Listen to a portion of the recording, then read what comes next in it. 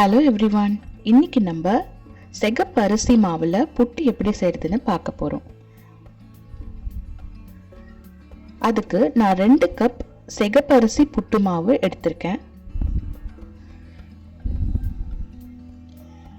இது கூட தேவையான அளவு கொஞ்சம் உப்பு சேர்த்துக்கிறேன்.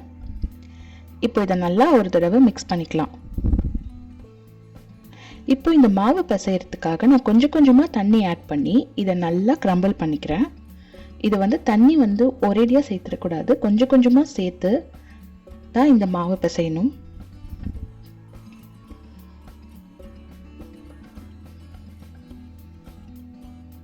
ரொம்பவும் ஈரமாகவும் இருக்கக்கூடாது, ரொம்ப ட்ரையாகவும் இருக்கக்கூடாது, இல்லைன்னா புட்டு ரொம்ப ட்ரையாக இருக்கும். அந்த மாய்ச்சர் கரெக்டாக இருந்தால் தான் சாப்பிடும் போது புட்டு நல்லாயிருக்கும். இப்போ நான் கொஞ்சம் கொஞ்சமாக தண்ணி சேர்த்து இதை பிசைறேன்.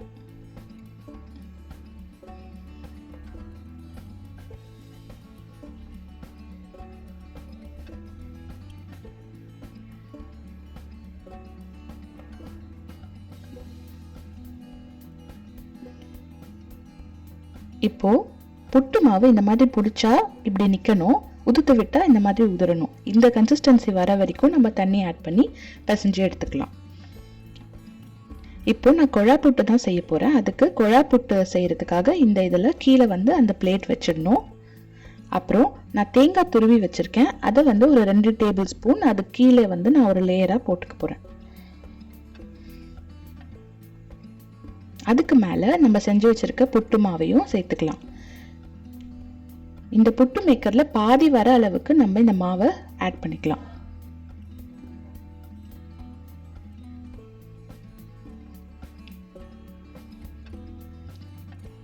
பாதி வந்தோடனே திருப்பியும் ஒரு 2 டேபிள் ஸ்பூன் கோகோனட் நம்ம சேர்த்துக்கலாம்.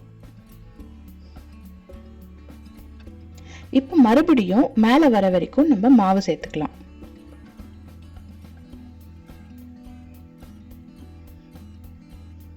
இப்போ மேலே லாஸ்ட் லேயராக திருப்பியும் ஒரு 2 டீஸ்பூன் தேங்காய் துருவல் சேர்த்துக்கலாம்.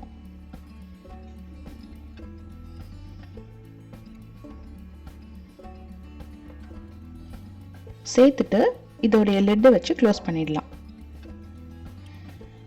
இப்போ நான் இந்த புட்டு வேக வைக்கிறதுக்கு ஒரு குக்கரில் தண்ணி எடுத்திருக்கேன். அந்த குக்கரில் நம்ம விசில் போடுற இடத்துல இந்த புட்டு மேக்கருடைய நாசில் இருக்கும், அதை நம்ம ஃபிட் பண்ணிடணும். ஃபிட் பண்ணிவிட்டு 15 மினிட்ஸ் இந்த செட்டப்பில் அப்படியே நம்ம வச்சிடலாம். 15 மினிட்ஸ் கழித்து புட்டு வெந்துடும். இப்போ 15 மினிட்ஸ் ஆயிடுச்சு, புட்டு நல்லா வெந்துருச்சு. இப்போது பின்னாடி இருந்து ஒரு ஸ்டிக்கில் நம்ம தள்ளனோன்னா இது அப்படியே வெளியில் வந்துடும்.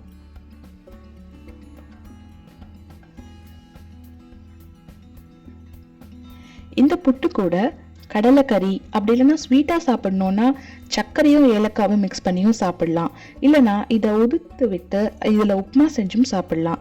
உங்களுக்கு எந்த மாதிரி பிடிக்குமோ அந்த மாதிரி நீங்கள் இதை பண்ணிக்கலாம்.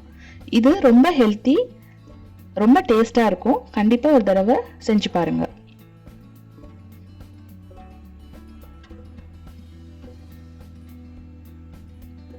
இது நார்மல் ஒயிட் ரைஸில் நம்ம செய்கிற புட்டை விட இந்த சிகப்பரிசி புட்டு ரொம்ப நல்லாயிருக்கும். கண்டிப்பாக செஞ்சு பார்த்துட்டு எப்படி இருந்ததுன்னு கமெண்ட்ஸில் போஸ்ட் பண்ணுங்கள். தேங்க்ஸ் ஃபார் வாட்சிங்.